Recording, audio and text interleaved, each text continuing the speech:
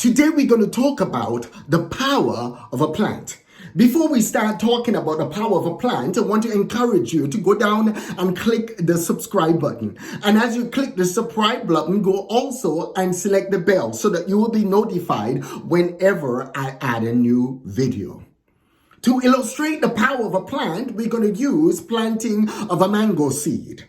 I have a mango seed and I have to take that mango seed and I have to find the right soil to plant it in. If I don't plant that mango seed in the right soil, that mango seed will not grow properly. That mango seed will not have the right nutrients to grow. And if it doesn't have the right nutrients to grow, then it won't produce the right type of fruit.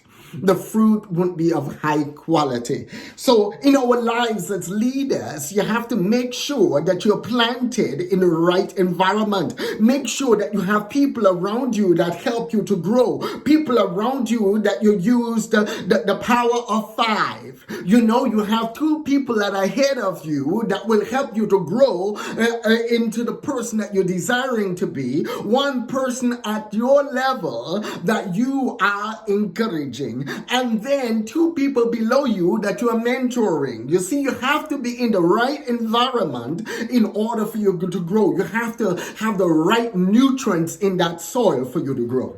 You have to feed your mind with the right things. You have to be listening to motivational CDs and motivational podcasts and motivational stuff on YouTube. You have to be listening to the right music, words that encourage you. Listen to your Audible books on Audible. Read books, do all of those different things that waters and nourish your mind. Grow every day. And as you plant that seed and that mango seed is planted down in the ground, you have to water that seed, and you water that seed by your daily habits. You know what somebody will become or how a plant will grow based upon how you take care of it every day. It has to be watered. It has to have the right amount of sunlight. It has to have the right amount of the right atmospheric conditions for it to grow. And that's the same way you have to cultivate positive habits every day that allow you to grow and grow and grow and grow. You see, as that mango tree grows and it grows up, it has to start from a seedling and it has to grow up gradually. You see, a lot of times people want to be leaders, but they do not go through a discipleship program. They don't want to be discipled. You can't just throw somebody into being leader without discipling them, because a lot of people, they don't have the skills necessary to be a leader. They don't know how to communicate with people. They don't know how to work as a team. And when you are a leader, you have to lead everybody. There is nothing that says leadership. You only lead the people that like you. You have to lead the people that don't like you as well. You have to make decisions that are sound, decisions that are full of integrity, decisions that are for the benefit of everybody, not just who likes you or who you think you like. As a leader, you got to lead every single person. And you see, that's the biggest problem. You have that mango tree and it's growing. You have to take time to go through the process. It has to grow and go through the process. Too many times what people want, they want the end product, but they do not want to go through the process. You have to go through the discipleship process. You have to go through the process of growth. You have to go through the process where you learn how to deal with people, how to interact with people. You have to go through the process where you learn how to function with wisdom. You have to go through the process where you learn to make decisions that even your enemies will come and say, I like doing business with that person, because the one thing I could tell you, they will always treat me fairly. They always treat me with integrity. They always do what's right. They always do what they need to be doing. You see, as you go through the process, you can't slow down that process. There has to be a degree of continuance. You see, a lot of times people don't understand that with leadership, it has to continue. You see, whenever you are part of an organization, the organization has to continue even when you're not there. Too many people, what they do, they're selfish. Their leadership skills are selfish. It's all self-serving. It's all about them instead about the organization. You see, the fundamental fact is if you're knocking a place that you're working, you don't need to be working there.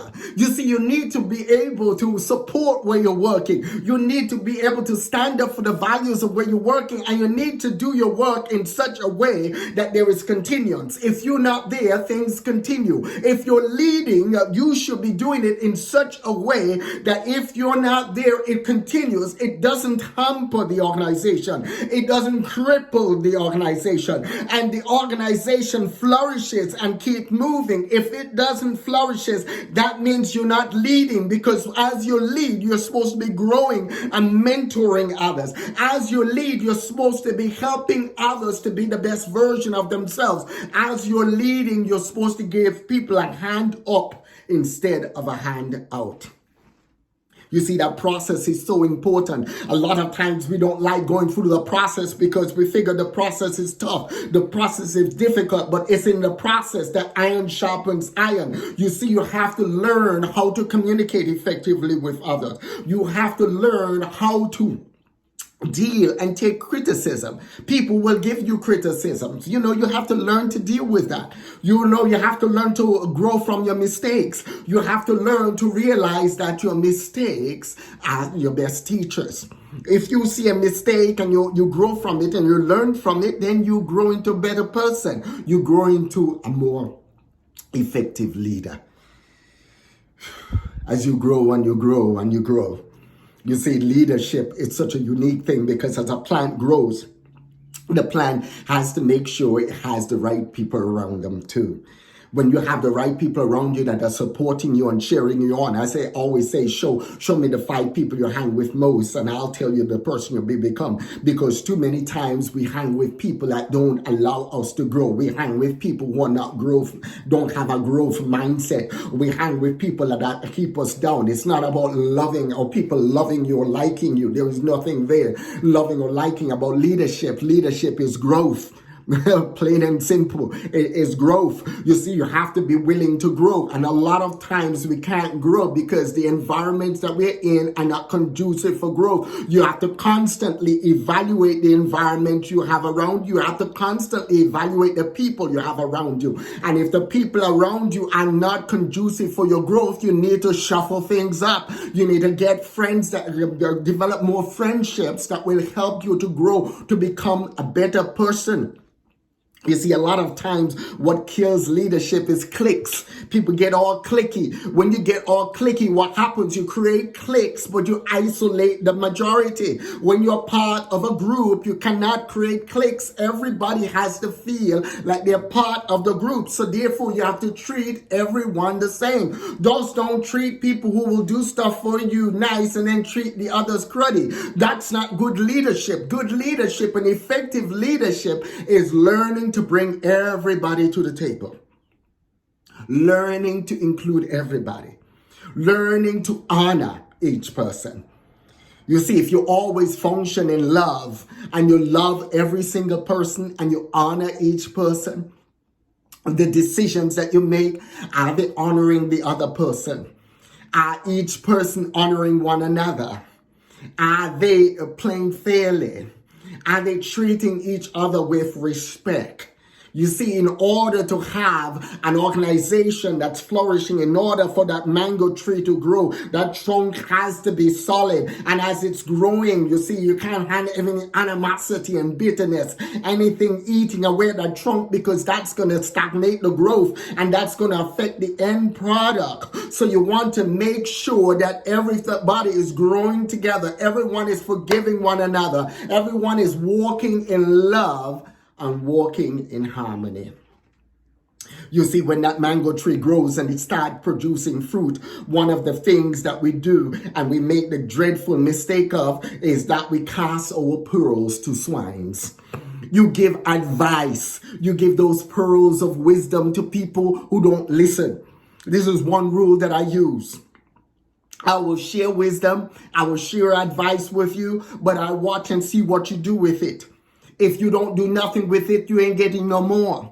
because I'm not going to cast my pearls to swines. If you're utilizing what I'm telling you, that means you're honoring me, and there's a blessing that reciprocates, goes back and forth between you and me. You'll see the blessings of your Creator on your life, and I receive the blessings of my Creator on my life. You see, the fundamental fact is you have to always do not cast your pearls to swines. Look and identify the people who you're sharing the fruits and your wisdom, the knowledge that you've acquired with, because if they're not utilizing what you're doing, what they're doing, they're dampering your fire. They're pouring coals, buckets of water on your fire. They're extinguishing that flame, that extinguishing that burning within you, that creativity that's within you, that river that's flowing within you. They're putting it out. So do not cast your pearls to swines. And as you go out and you share those pearls of wisdom and you share those fruits with others, remember, you're giving people a hand up and not a handout. Too many people want it easy. They don't want to sit and learn how to save. They don't want to sit and learn how to do things. They want somebody to constantly give it to them. And if you do that, you will never grow. So you want to give people a hand up instead of a handout. If you are finding that you're helping somebody with a problem more than once, it becomes a systemic problem. That problem has to be addressed. If you find that you're talking to more than 2 people about your problem, that means you don't want to solve your problem. You just want to be heard. So you have to use wisdom. And as you use wisdom, then you learn and understand the power of a plant. So I want to encourage you all today to go out there and understand the power of a plant and grow, grow, grow.